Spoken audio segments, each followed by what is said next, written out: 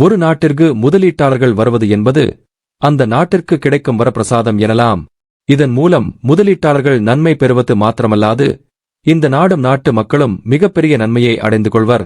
இந்த முதலீட்டாளர்கள் மூலம் நாட்டின் மக்களுக்கு புதிய புதிய வேலைவாய்ப்புகள், மக்களின் தலா வருமான உயர்வு மற்றும் தேசிய வருமான உயர்வு போன்ற பல நன்மைகளை குறித்த நாடு அடைந்து கொள்கிறது.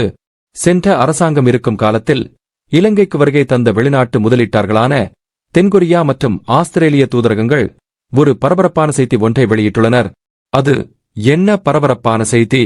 அதாவது சென்ற ஆட்சிக் காலத்தில் தென்கொரியா மற்றும் ஆஸ்திரேலிய நாட்டில் இருந்து இலங்கைக்கு முதலீட்டாளர்கள் வருகை தந்துள்ளனர்.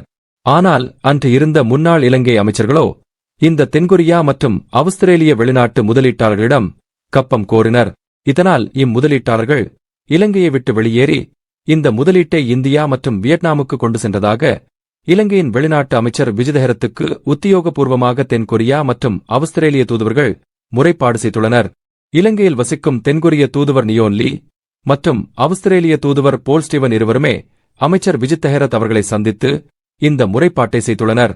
இந்த முறைப்பாட்டில் தெரிவிக்கப்பட்ட விடயமானது இலங்கையின் முத்துராஜவல பகுதியிலிருந்து கட்டுநாயக்காவுக்கு எரிபொருள் கொண்டு செல்லும் பெரிய டெண்டர் செய்யப்பட்ட போதே மேற்படி விடயம் இடம்பெற்றதாக தென்கொரிய தூதுவர் நியோன் லீ அமைச்சரிடம் குறிப்பிட்டுள்ளார்.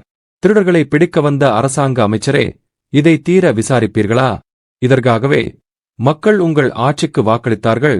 பொறுத்திருந்து பார்ப்போம். இலங்கையின் முன்னாள் நிதி அமைச்சர் பசில் ராஜபக்சே அவர்களுக்கு அமெரிக்காவில் சொத்துகள் இருப்பதாக பாராளுமன்ற உறுப்பினர் விமல் வீரவஞ்சே முன்பு கருத்து தெரிவித்திருந்தார்.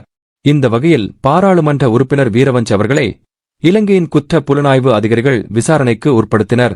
அதன் பின்னர் ஊடகங்களுக்கு கருத்து தெரிவித்த முன்னாள் பாராளுமன்ற உறுப்பினர் வீரவஞ்ச் அவர்கள் பசில் ராஜபக்சே அவர்களின் வெளிநாட்டு சொத்துக்கள் சம்பந்தமாக எனக்கு தெரிந்த விடயங்களை அன்று போலீஸ் அதிகாரிகளுக்கு கையளித்திருந்தேன்.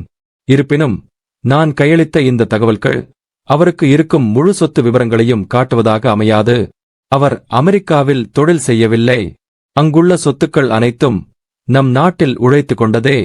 அவரின் பெயரிலும் அவரின் மகன், மகள், மனைவி மற்றும் உறவினர்கள் பெயர்களிலும் சொத்துக்கள் இருக்கலாம். බාරදීපු ලිපිලේඛන අනුව නම් අසාමාන්‍ය ධනයක් මං හිතන්නේ සම්පූර්ණ ධනය වෙන්න බෑ. ඒ ප්‍රමාණෙත් විශාල ධනයක් බව කියලා කියන්න පුළුවන්. நாங்கள் வழங்காத தகவல்கள் இன்னும் எவ்வளவோ இருக்கும். ஆகவே இந்த அரசாங்கம் போலியாக திருடர்களை பிடிப்பேன் என்று கூறி தெரியாது.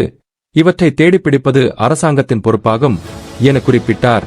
இதுபோல இலங்கையின் முன்னாள் அமைச்சு பதவியில் இருந்த அமைச்சர்களின் சொத்து குவிப்பு சம்பந்தமாக சிலர் முறைப்பாடுகள் செய்திருந்தமையும் இங்கு குறிப்பிடத்தக்கது.